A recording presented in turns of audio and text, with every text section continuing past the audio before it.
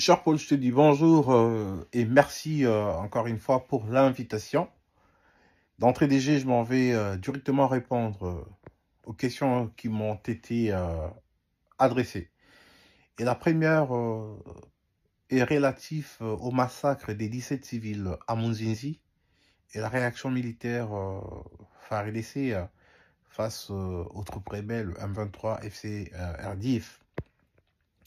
Bref, chers amis, écoutez, ici, il ne s'agit plus d'une simple agression. Il faudrait le rappeler, c'est plutôt un acte de guerre planifié qui se fait récurrent d'ailleurs et structuré et tout de même toléré par un silence diplomatique mondial tous azimuts, parce que la conspiration contre le Congo ne puisse en siger.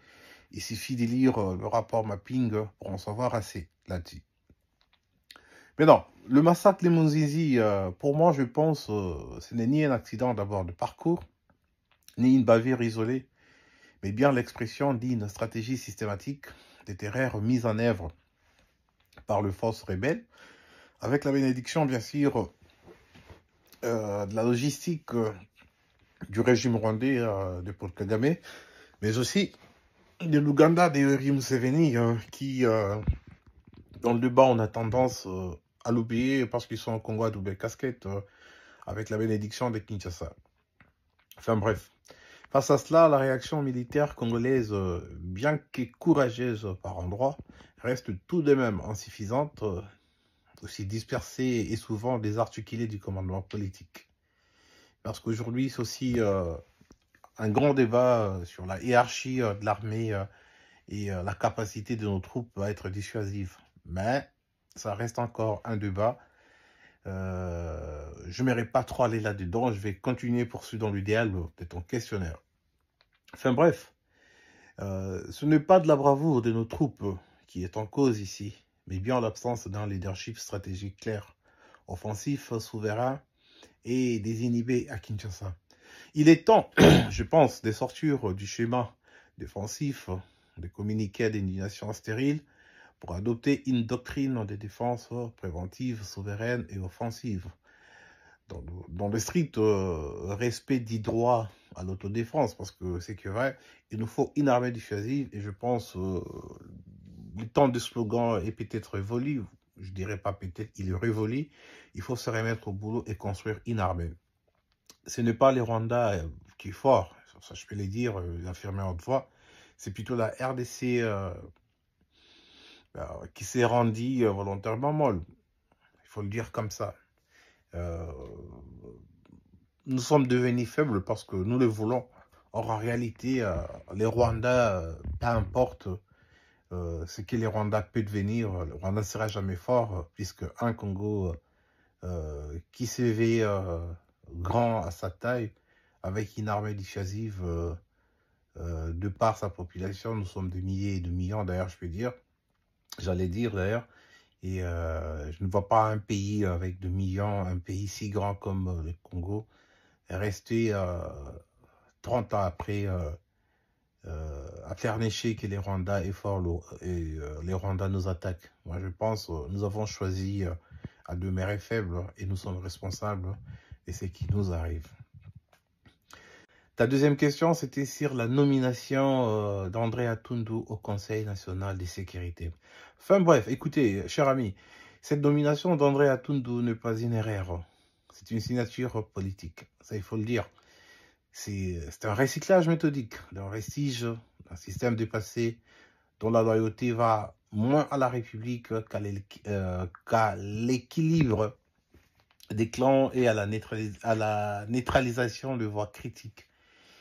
Nul n'ignore le parcours de notre cher papa André Atundu, qui a servi le maréchal, passé par le Kabila et aujourd'hui par le président Félix Tshisekedi. Ta question, tu voulais savoir pourquoi j'ai usé du mot chevrechoutiste ou chevrechoutiste quand je parlais d'André Atundu. Ben, moi je pense chevrechoutiste déjà, en lisant de ces termes, c'est la survie politique, quelqu'un qui veut rester, qui veut exister à tout prix et à n'importe quel moyen. Et c'est là d'ailleurs l'art de nommer, non pas pour servir, mais pour contenir. Atundu n'incarne pas le renouveau sécuritaire. Il faut qu'on se le dise, chers frères. Il incarne la permanence des deals de couloir, des calculs des stabilités au détriment de la compétence. Nous savons ce qu'Atundu a fait à la SNEL. Nous savons ce qu'Atundu a fait partout où il est passé comme gestionnaire.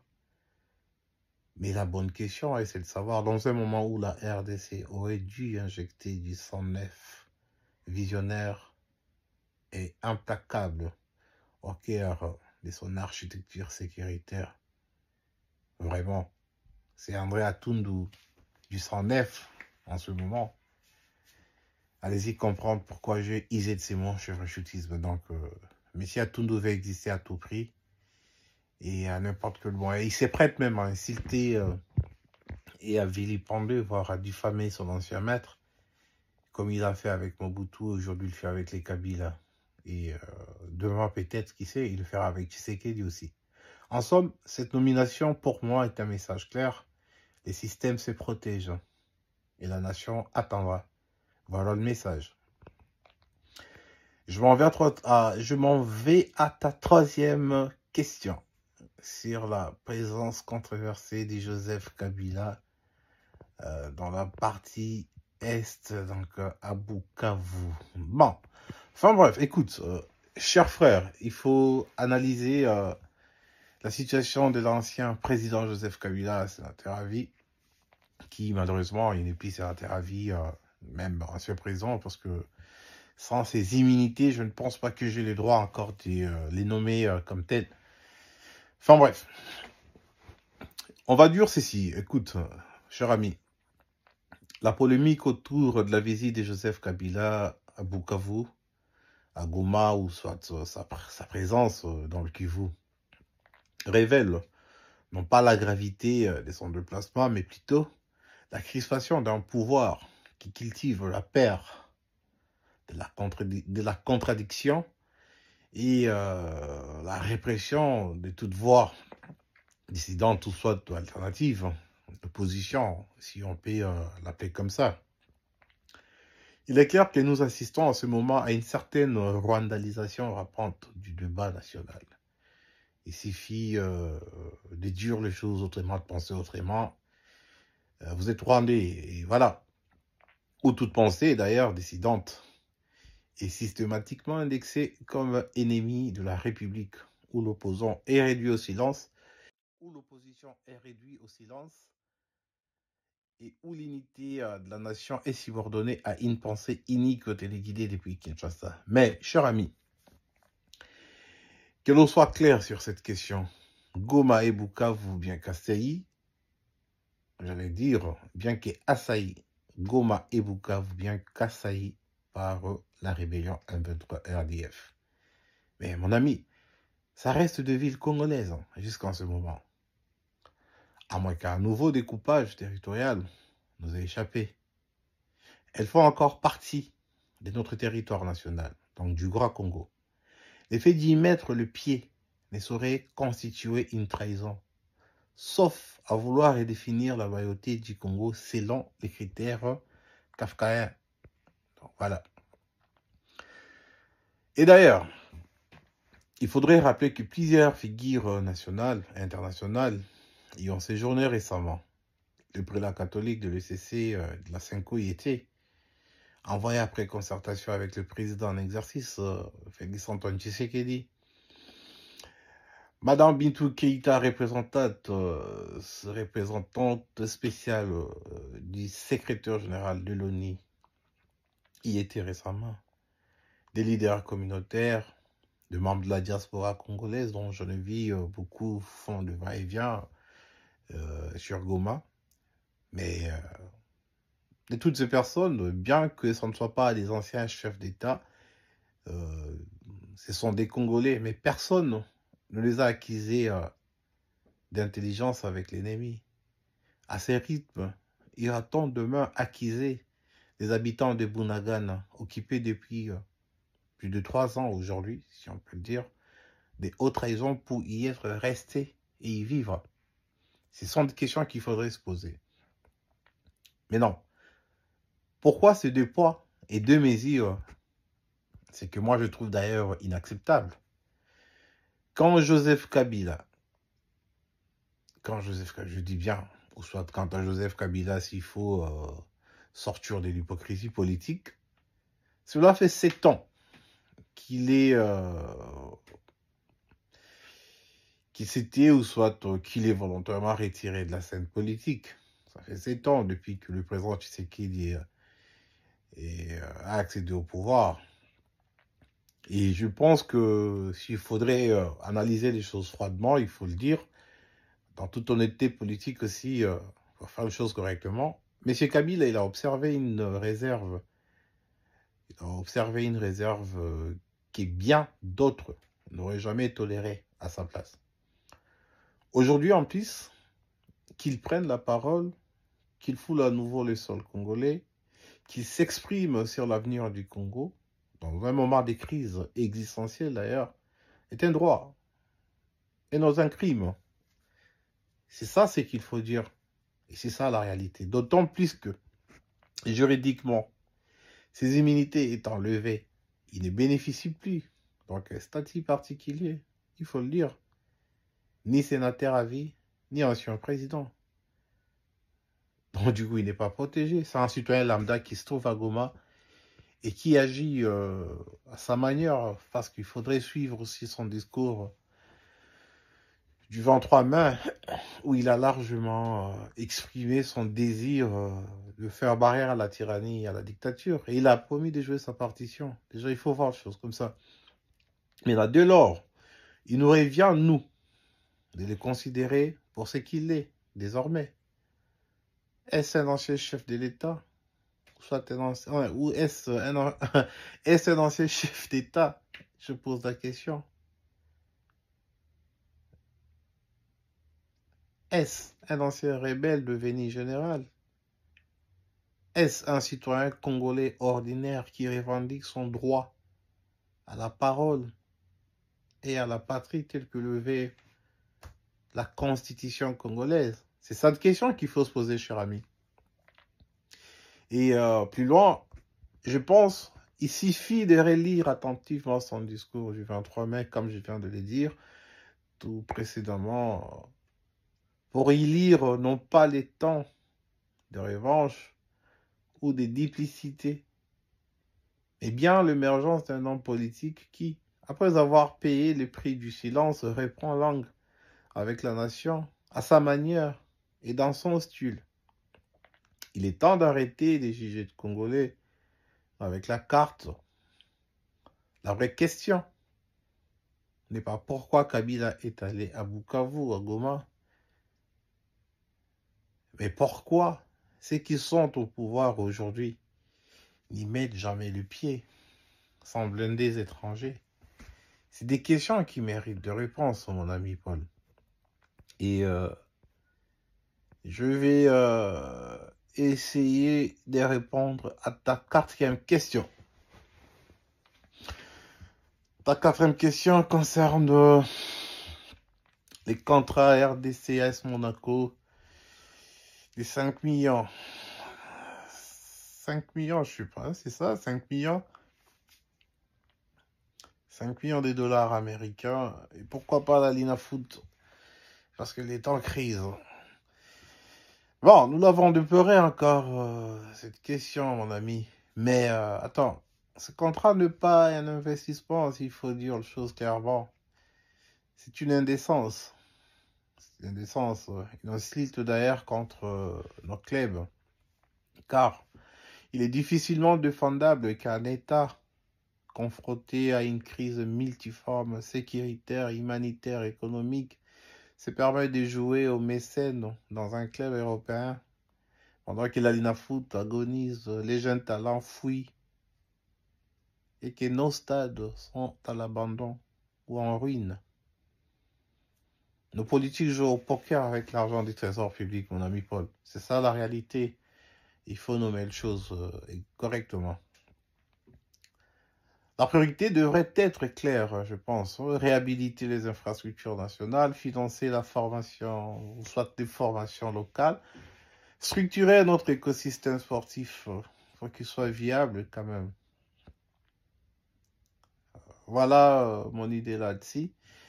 Et je pense que ces contrats révèlent l'obsession de la vitrine au détriment de la fondation, au détriment de l'amour du Congolais, car l'amour de le fait dans son mépris de la réalité des clubs locaux. C'est ça la réalité de choses. Et il faudrait d'ailleurs signaler qu'on ne bâtit pas la fierté nationale par procuration. Ce n'est pas à Monaco de porter notre sport. C'est à nous de doter de moyens de notre indépendance sportive et de la valorisation de notre jeunesse. Par Darinkle Motema Pembe, Vita, Mazembe, Sangabalende, Kabasha, Virunga, Bankin, Asbantu, Beni Sport. Et j'apprends ça. Il y a beaucoup des équipes en RDC que j'aime bien, mais qui on attend plus parler. Dragon. Enfin bref, la priorité c'est de financer ce qui est local et les ramener sur le projecteur mondial et non pas faire l'inverse au fait. Il y avait une autre question, c'était celle sur le propos de Donald Trump, le président américain, affirmant avoir remis fin à la guerre de la RDC. Ces sujets, je pense, nous l'avions abordé avec toi dans ton space précédent. Bah, je vais me permettre d'y revenir parce que déjà, moi, je dois rappeler que je suis pour un dialogue qui traite le facteur endogène avant d'aller traiter le facteur exogène. Et je pense que ce qui se passe aux États-Unis, c'est un deal de minerais et non pas un accord de paix. Voilà, ça c'est mon point de vue. Il suffit de lire la suite. Malgré la signature du 27 juin 2025, le M23 est là et ça semble avancer sur terrain. Et il y a même de velléités historiques dans le Rwanda nourrissé qui continue d'ailleurs à s'aimer cette terreur dans l'Est parce qu'aujourd'hui, on est le 3 juillet. C'était hier dans le média qu'on lisait que Kagame rêve toujours d'annexer l'Est du Congo, malgré qu'il y a eu cette signature. Et d'ailleurs, ce n'est pas la première. Les signatures d'accords de paix avec les Rwandais, il y en a eu plusieurs. Mais non. Cher ami, lorsque Donald Trump affirme avoir mis fin à la guerre entre la RDC et les Rwandais, nous ne sommes pas seulement dans ce que moi je peux appeler de la récupération politique. Nous sommes dans une distorsion géostratégique maquillée en triomphe diplomatique. D'abord, déjà, que le président américain parle de machettes rwandaises en RDC, parce que pour lui, les Rwandais attaquent les Congolais avec des machettes, prouve à lui seul son ignorance crasse de la réalité militaire sur le terrain. Ce ne sont pas des machettes qui pilonnent les civils à Kutchou, il faut le préciser. Encore Mabunagana à Goma. Ce sont des drones, ce sont des mortiers, des canons modernes de l'armée rwandaise. Ce ne sont pas des coupes-coupes qui frappent les positions de nos troupes FARDC. Ce sont des escadrons professionnels, bien entraînés, bien équipés. Parler de machettes, c'est infantiliser un conflit complexe, mécanisé et structuré, dont je pense, et je le dis en bas, le président américain est loin de cette réalité. Mais au fond, il faut contextualiser aussi cette prise de parole dans la logique trumpienne du monde. Pour Donald Trump, la RDC n'est pas une nation, c'est une batterie, comme je l'avais dit l'autre fois. C'est le lithium, c'est le cobalt, c'est le zinc. Il a besoin de ça pour la technologie mondiale. Une réserve stratégique de cobalt, de cuivre, de lithium pour alimenter l'industrie technologique américaine du XXIe siècle. Je l'ai bien souligné dans ton space passé, cher ami. Donc, la souveraineté, elle est reléguée au rang de variable logistique. Ce n'est donc pas du hasard, ou soit un hasard, si l'accord de Washington est présenté comme une solution miracle. C'est en réalité une manœuvre pour stabiliser l'accès aux ressources stratégiques congolaises via la sous-traitance rwandaise vient d'organiser en échange d'un vernis diplomatique. Donc Kinshasa est bénéficiaire, ne serait-ce que pour sauver son siège de pouvoir. Et comme nous l'avions dit dans un passé récent, toujours dans ton space, après Washington, ils vont tous aller à Doha. C'est à Doha où la question du M23 sera abordée. Car Washington ne videra pas la question de la guerre. Elle videra le Congo. C'est ça. Washington est intéressé par le sous-sol. La guerre, c'est l'un des moyens qui lui permet de rester encore au Congo. Car dans ces accords, comme je t'avais dit l'autre fois, il y a 3 angles morts qui sautent aux yeux. Cette question de souveraineté. Nulle part, il n'est mentionné un calendrier des retraits de M23, ni une reconnaissance claire de la question rwandaise. La deuxième, c'est cette question des communautés. Pas un mot sur le traumatisme, le déplacement, les fractures ethniques créées depuis 30 ans par les guerres successives dans cette partie Est. Et la troisième question, c'est celle de la justice. Aucune référence aux réparations, aux poursuites, ni à la mémoire de millions de morts. Aucune création d'un tribunal pour juger ces crimes. On n'en parle pas assez dans ces accords. Dans ces accords, ça ressort une attitude bilatérale où c'est les sous-sols qui intéressent le pays de l'oncle Sam. Voilà pourquoi je te dis, ils vont rentrer à Doha. La suite logique pour parler et vider la question de la rébellion. Ce silence sur cet accord de Washington, je pense que ce silence est un scandale diplomatique. Il révèle que pour certains d'ailleurs, j'allais dire, la vie d'un Congolais n'a pas le même poids que les grammes de cobalt. La mort de nos enfants est secondaire tant que la chaîne d'approvisionnement mondiale américaine reste fluide. Ça, c'est la réalité. En somme, le président américain n'a pas mis fin à la guerre, mon cher ami. Il a mis des couvercles sur un baril de poudre. Et ces barils et les Congos. Et tout va péter au moment où peut-être le président américain ne sera plus là. Et Panda d'ailleurs, qui sera toujours là, on voit que rien n'a changé. Donc, dur qu'il a mis fin à la guerre, c'est de la poudre de perle. Pas si je dois reprendre le président Macron. Bah, ta 6e question, je pense que c'était la dernière d'ailleurs. Et la 6e question et la dernière, c'était sur l'accord de Washington. L'accord de Washington entre RDC et le Rwanda. Malheureusement, je viens d'aborder déjà la question. Mais je vais essayer de surfer là-dessus et de répondre vite fait pour en finir quand même. L'accord de Washington est un texte poli dans la forme, comme je viens de le dire, mais potentiellement créé dans le fond.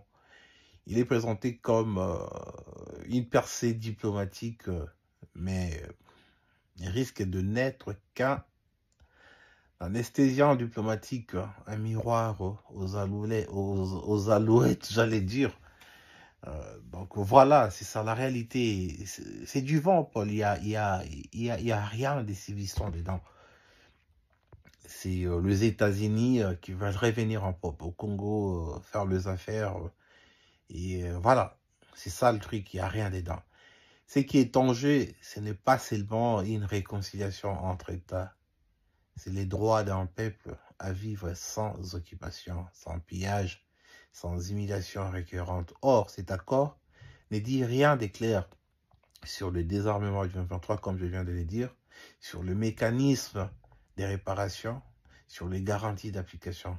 Rien du tout. La question est simple, mon cher Paul. Cet accord sécurise-t-il la RDC ou donne-t-il au Rwanda une couverture internationale supplémentaire pour légitimer sa présence et ses intérêts au Kivu? Parce que cet accord fait du Rwanda un artisan de paix, un bourreau assis avec la victime. Voilà, c'est ça la réalité. Et s'il n'est pas suivi d'un plan de retrait, des démilitarisations, des justices transitionnelles et de vérité, alors c'est un faux semblant, mon ami Paul.